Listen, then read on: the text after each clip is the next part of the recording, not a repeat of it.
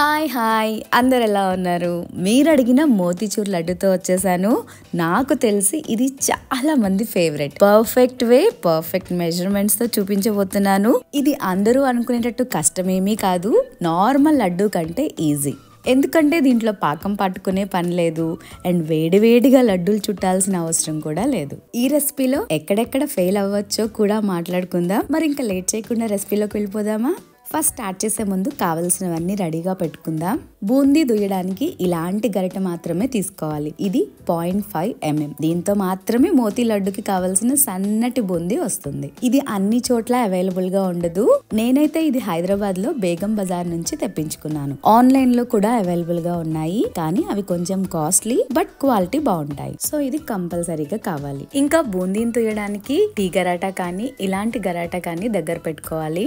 ఇంత సన్న బూందీని కలెక్ట్ చేయడం అంటే కొంచెం కష్టం, కాబట్టి ఇలాంటివి కావాలి. నా దగ్గర ఇది ఉంది. ఇదైతే ఇంకా ఈజీ, అందుకని ఇది యూజ్ చేస్తున్నాను. నెక్స్ట్ ఒక పెద్ద స్ట్రైనర్ ని కూడా తీసుకోవాలి. ఇప్పుడు కడాయిలో 1 లీటర్ ఆయిల్ పోస్తున్నాను. ఆయిల్ బదులు నెయ్యితో చేసుకుంటే ఇంకా బాగుంటాయి. ఇలాంటి వెడల్పాటి కడాయి తీసుకుంటే ఒకసారికి కొంచెం ఎక్కువ బూందీని చూసుకోవచ్చు. ఈ ఆయిల్ కాగేలోపు పిండి కలుపుకుందాం. ఇక్కడ నేను 1 కప్పు శనగపిండి తీసుకుంటున్నాను. బాగా వత్తి తీసుకోవట్లేదు, జస్ట్ ఇలా వేస్తున్నాను అంతే.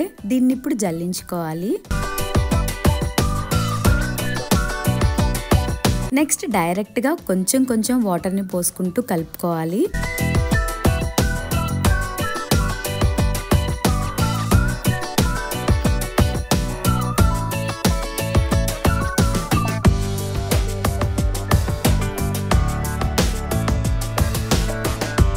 నాకు ఇక్కడ 3/4 కప్ వాటర్ పట్టాయి. కొంచెం అటు ఇటు కూడా అవ్వచ్చు, చూసుకుని అడ్జస్ట్ చేసుకోవాలి. కన్సిస్టెన్సీ అయితే ఇలా ఉండాలి.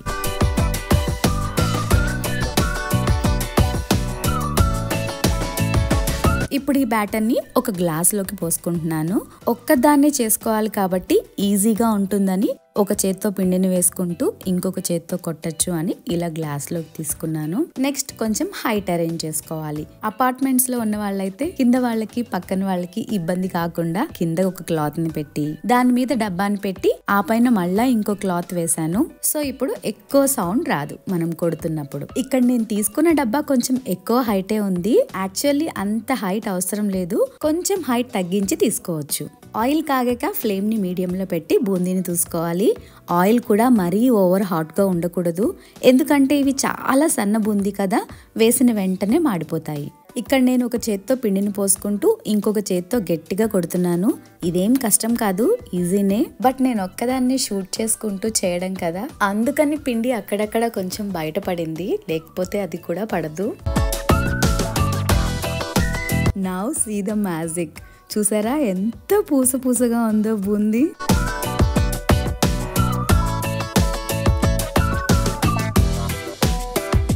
కొంచెం ఈ బుడగలు తగ్గగానే అంతా బూందీని ఇలా గరాటాలో వేసి ఆయిల్ అంతా పోయేంత వరకు విదిలించి ఒక టిష్యూ పేపర్ మీద వేసుకోవాలి.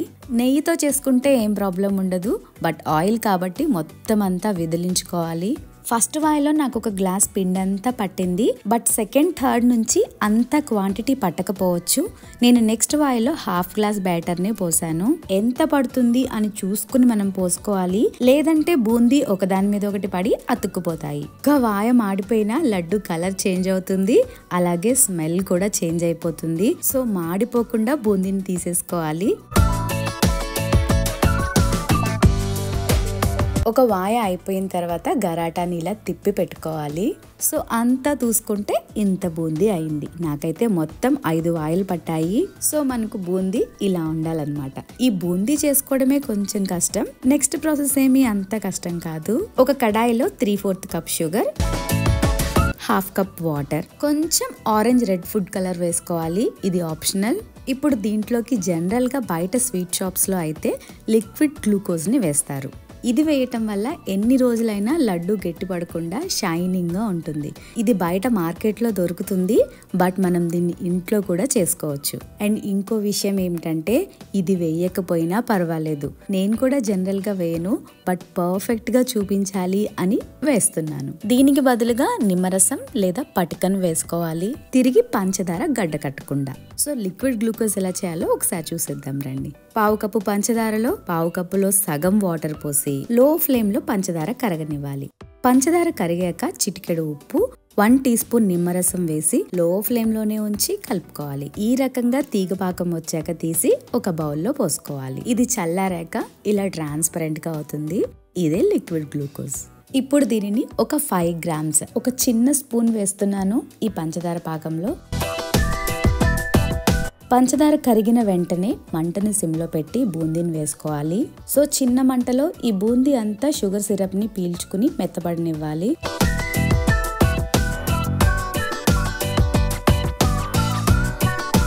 ఒక 2 మినిట్స్ మూత పెట్టి వదిలేసి తర్వాత చెక్ చేసుకోవాలి. ఇంకా బూందీ గట్టిగానే ఉంది అనుకుంటే కొంచెం వాటర్ని వేసుకోవాలి. ఇక్కడ నేను మొత్తం 4 table spoons extra water add చేశాను.